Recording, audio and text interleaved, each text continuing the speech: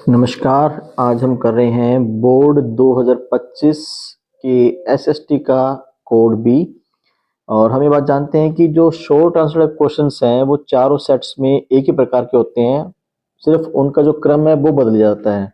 तो हम एक ही कोड करेंगे और उसमें चारों कोड के जो क्वेश्चन है वो सॉल्व हो जाएंगे। तो स्टार्ट करते हैं। मध्य प्रदेश की खदानें देश का कितने प्रतिशत तांबा उत्पन्न करती हैं?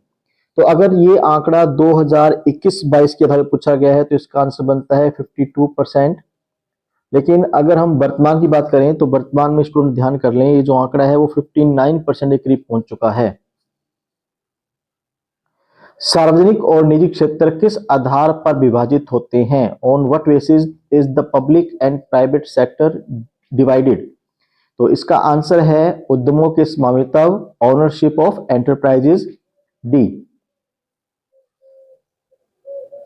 विनिमय का माध्यम, मीडियम ऑफ एक्सचेंज। हम जानते हैं कि मीडियम ऑफ एक्सचेंज जो होता है वो मुद्रा होती है, करेंसी होती है, तो आंसर होगा सी।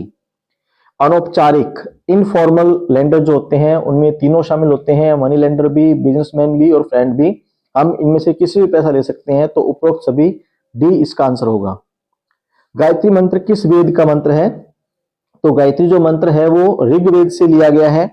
इसको लिखने वाले जो है वो विश्वामित्र हैं। और इस मंत्र की खास बात यह है कि इसका जो देवता है वो सूर्य है और इसको सावित्री मंत्र भी कहा जाता है। तो स्टूडेंट इस बात को ध्यान रखेंगे। अभिनव भारत नामक गुप्त संस्था की स्थापना किसने की थी? अभिनव भारत जो संस्था है वो विनायक दामोदर सावरकर ने अपने भाई गणेश दामोदर के साथ मिलकर इसकी स्थापना की थी 1904 में।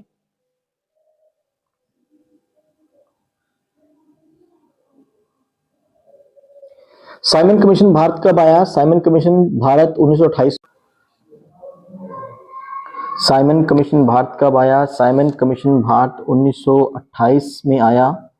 कालक्रम की दृष्टि से सरस्वती सिंधु सभ्यता को कितने चरणों में विभाजित किया गया है? 3 चरणों में विभाजित किया गया है।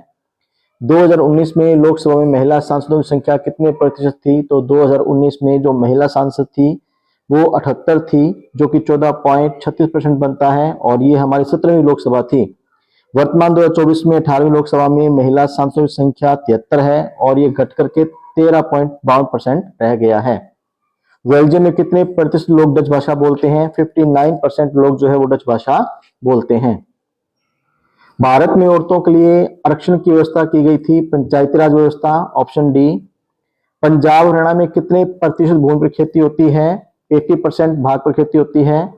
भारत में सड़कों की क्षमता के आधार पर इन्हें कितने भागों में बांटा गया है? 6 भागों में बांटा गया है।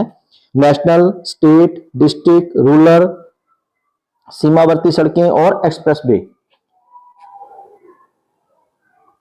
सरस्वती सिंधु सभ्यता में अंत्येष्टि संस्कार कितनी विधियां प्रचलित थी? 3 विधियां प्रचलित थी। श्रीलंका में किस धर्म को राजकीय धर्म के रूप में अपनाया गया है? बौद्ध धर्म को अपनाया गया है। 3 क्षेत्रों के उत्पादन के योगफल को देश का जीडीपी कहा जाता है। महात्मा बुद्ध का जन्म 563 ईसा पूर्व हुआ था। जाति पर आधारित विभाजन सिर्फ भारतीय समाज में देखने को मिलता है। क्वेश्चन नंबर 19, तृतीयक क्षेत्र को सेवा क्षेत्र के रूप में भी माना जाता है। बिल्कुल सही है, इसे सेवा क्षेत्र भी कहते हैं।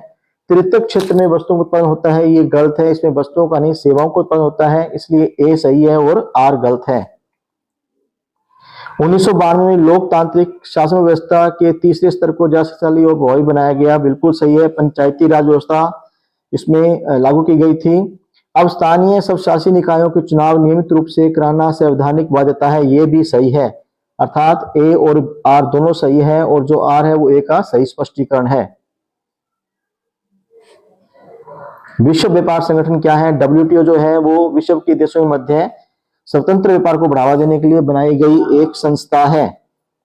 बहुराष्ट्रीय कंपनियां किसे कहते हैं? ऐसी कंपनियां जिनका व्यापार एक से अधिक देशों में फैला हुआ होता है उसको मल्टीनेशनल कॉर्पोरेशंस कहते हैं। तो हमारे जो शॉर्ट आंसर थे वो यहीं पे कंप्लीट होते हैं, हम इसको पूरा करते हैं। Thank you.